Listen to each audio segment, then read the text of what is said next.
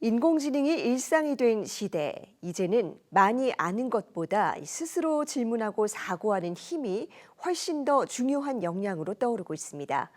대구교육청은 지난 8년 동안 토론과 탐구를 강조하는 국제 바칼로레아, 이른바 아이비 교육을 앞세워 공교육 혁신을 이끌어왔는데요. 이러한 변화를 이끌어온 강은희 교육감이 이번 지방선거에서 다시 한번 선택을 받으며 여성 최초의 삼선 교육감이 됐습니다. 이제 관심은 아이비를 넘어 이 대구 교육을 어떻게 한 단계 더 발전시킬 것인지에 쏠리고 있습니다. 먼저 영상으로 만나보겠습니다.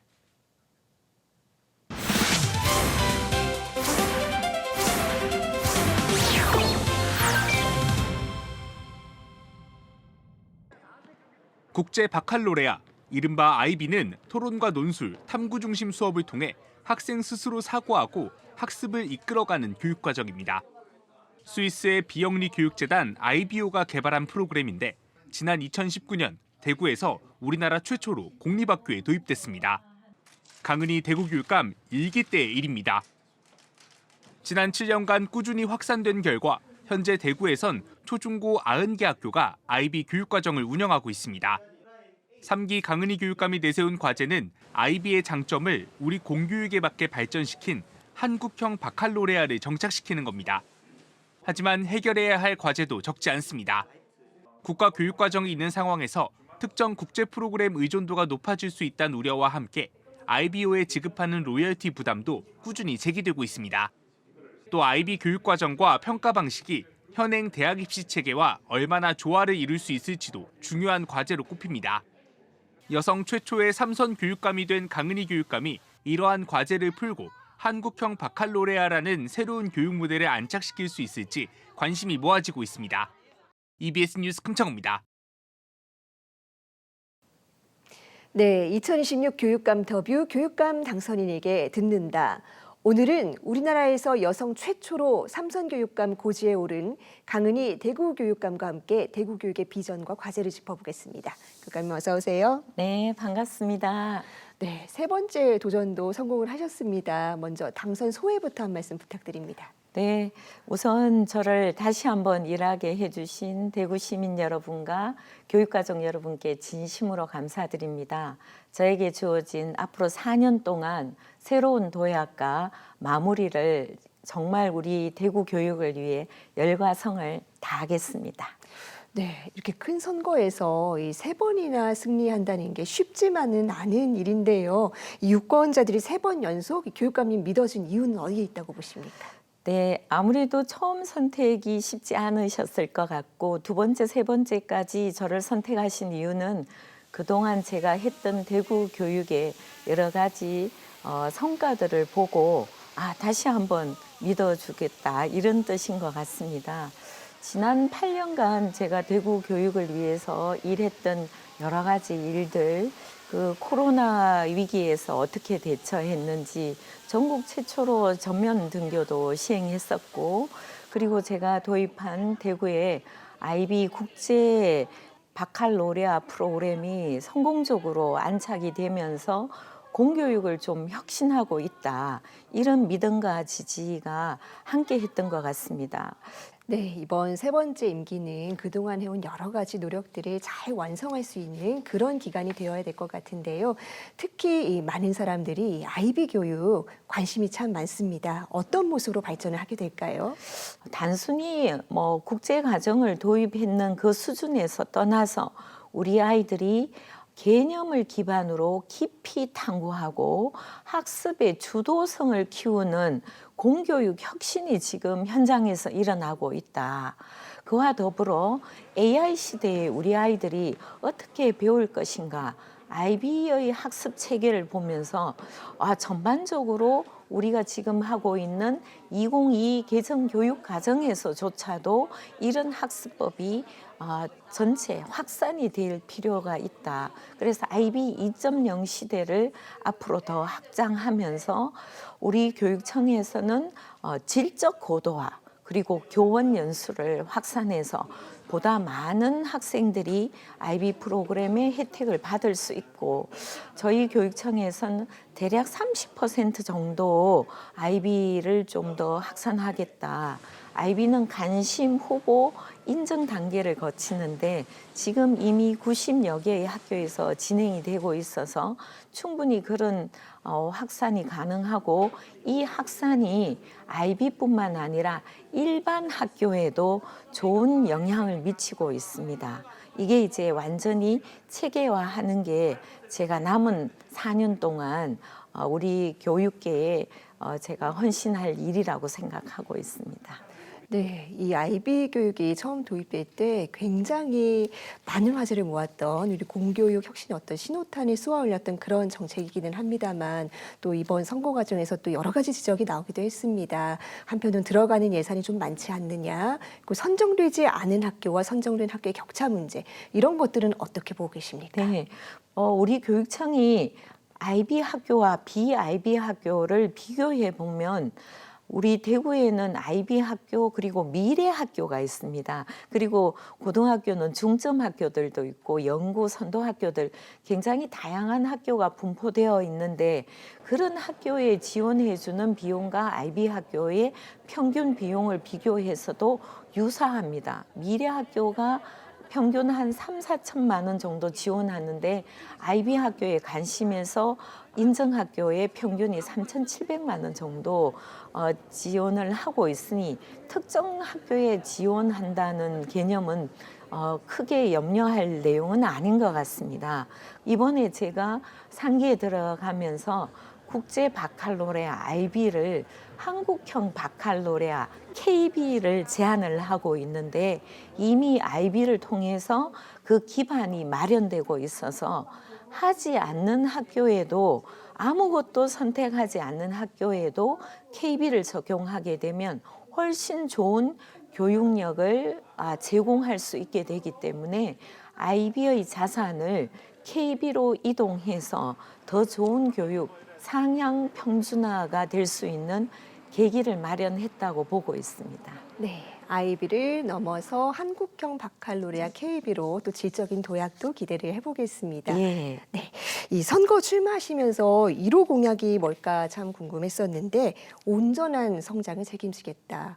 그런데 이게 뭐 몸이나 뭐 지식의 성장 이런 것뿐만이 아니고 마음 건강 집중적으로 돌보겠다고 하셨습니다. 이건 어떤 취지였을까요? 특히 코로나 이후에 우리 아이들이 마음의 그 우울, 정서, 심리가 상당히 좀 약한 측면이 발생을 해서 이 부분을 제 2기 때인 2022년에 준비를 시작을 했습니다. 그래서 초등학교 5학년, 중학교 1학년 학생들이 매 학기에 15시간의 마음 학기제를 운영해 보니 실제로 아이들의 사회 정서 역량이 굉장히 좋아지고 자기 조절 능력 그리고 표현하는 방법 그리고 회복 탄력성이 객관적으로 좋아진다는 통계적 그 내용도 있습니다. 그래서 이 부분을 이제 상기에는 모든 아이들에게 적용을 하자.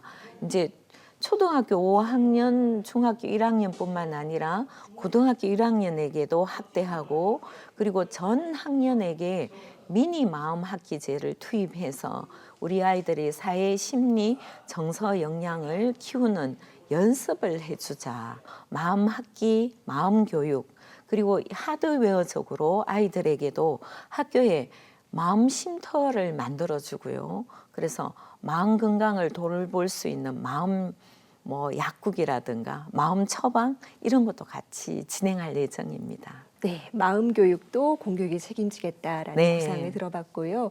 자, 이제 우리 교육계 또 뜨거운 화두로 떠오른 인공지능에 대해서도 여쭤보겠습니다. 이제 정말이지 AI가 우리 일상 곳곳을 빠르게 바꾸고 있는데 공교육은 어떤 역할을 해야 된다고 보십니까? AI가 상당히 많은 것을 실제로 지금 해주고 있지 않습니까? 그런데 우리 아이들 입장에서는 AI를 잘 활용하는 능력이 우선 필요하겠죠. 그러나 이 AI를 지금 학습하는 우리 아이들이 활용에게만 치우치면 의존이 과도하게 될 우려를 많이 하고 있습니다. 그래서 실제로 AI를 잘 활용하는 것을 뛰어넘어서 이 AI에 대한 제대로 된 분석, 판단, 비판도 가능해야 된다. 그래서 이해와 활용 그리고 인간 상호가 어떻게 잘 활용할 수 있는 윤리적 체계까지 제대로 갖추는 게 필요하고 실제로 제대로 분석하고 잘 활용하려면 아이들의 사고 능력이 같이 늘어나고 증대되는 게 필요한데 우리 교육청에서는 AI 에이블 가능한 능력뿐만 아니라 분석하고 사고하는 인문적 소양도 같이 함께 키워야 된다. 그래서 인문 교육을 통해서 아이들의 사고 역량도 높여주고요. 그리고 안전하게 AI를 사용할 수 있도록 아이들이 호기심에 딥페이크도 한 번씩 하는데 그거는 정당한 사용이 아니다라는 것을 철저하게 아이들이 인식하고 올바른 사용이 될 수 있도록 교육해 주는 게 굉장히 필요합니다. 네, 또 이런 게 잘 되려면 평가의 개편도 좀 필요할 것 같은데요. 기존의 객관식 평가로는 한계가 있고 일부 교육청에서는 AI를 활용해서 서논술형 평가를 도입하겠다. 이런 구상도 발표하고 있습니다. 어떤 계획을 갖고 계십니까? 2년간 아이비를 상당한 수준으로 분석하면서 우리 교육 시스템에 맞는 선홍 구술형 시스템을 준비를 했었습니다. 올해 9월에 이제 학교 현장에 직접적으로 시스템으로 제공할 예정인데요.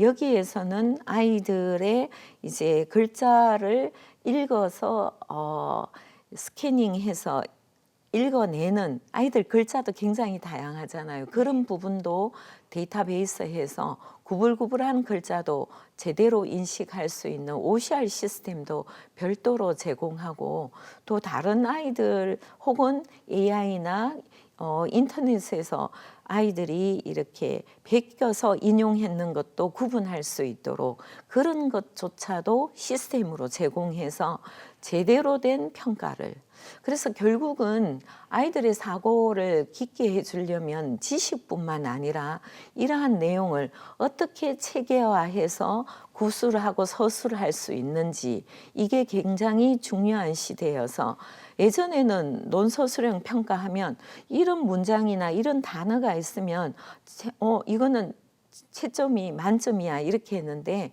그런 단어가 없더라도 내용 구성상으로 완벽하면은 좋은 점수를 받을 수 있도록 시스템적으로 지원하는 게 저희 평가 시스템이라고 보시면 될 것 같습니다. 네. 이번 선거 과정에서 또 중요한 이슈로 떠올랐던 게 교권 문제입니다. 이른바 체험학습 논란과 맞물려서 이 교사의 교육 활동을 보호하는 정책이 아직도 미흡하다. 이런 지적 많았거든요. 어떻게 보고 계십니까? 저는 교권 확립은 굉장히 필요하다고 생각합니다. 그래서 정말 현장에서 교원들이 실효성 있게 보호받을 수 있는 게 이게 되어야 결국은 모든 아이의 교육이 완성이 될 수 있어서 제도적으로 그리고 이제 교원 단체에서 얘기하는 아동학대 처벌법의 일부 조항을 조금 손볼 필요가 있고요. 그래서 상기에 들어가서 이러한 부분들이 체감 있게 교원을 보호해서 좀 더 안정적으로 교사가 보호되고 그리고 현장 체험 학습도 상당한 수준의 보호가 되어서 교사들에게 책임만 물을 게 아니라 시스템적으로 보호될 수 있는 제도가 마련되어야 한다고 저는 생각하고 저희 교육청도 거기에 대한 별도 제도를 지금 검토를 하고 있습니다. 네, 근본적으로는 이 학생, 학부모 그리고 교사 간의 신뢰가 예전만 하지 못하다라는 지적이 많거든요. 이것도 좀 해결을 해야 될 문제인데요. 제가 저 화면에 좀 준비를 했는데요. 대구의 학부모들과 함께 우리 아이들을 어떻게 하면 보호하면서 교육권을 확립할지 10가지 선언문을 만든 내용이 지금 화면에 나오고 있는데요. 네. 보시면 내용들 몇 가지만 좀 들려드리고 싶은데요. 우리 학부모들은 모든 아이의 성장을 내 아이의 성장으로 인식하고 학교 교육을 믿고 지지하겠다. 저는 이 부분도 굉장히 중요한데요. 내 아이를 아는 만큼 선생님도 충분히 내 아이에 대해 안다는 믿음을 가지고 선생님 의견을 존중하겠다는 내용입니다.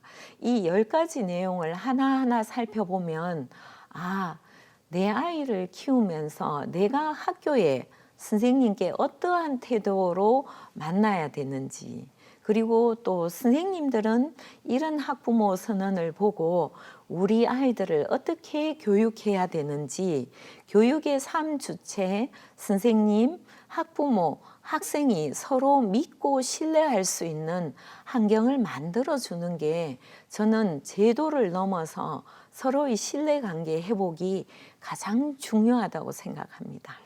네, 지금까지 여러 가지 현안들에 대한 이야기 들어봤고요. 이번에는 잠시 시선을 돌려서 이러한 정책의 밑바탕이 된 강은희 교육감의 삶과 교육 철학을 만나보겠습니다. 준비한 영상 보시고 대담 이어가겠습니다.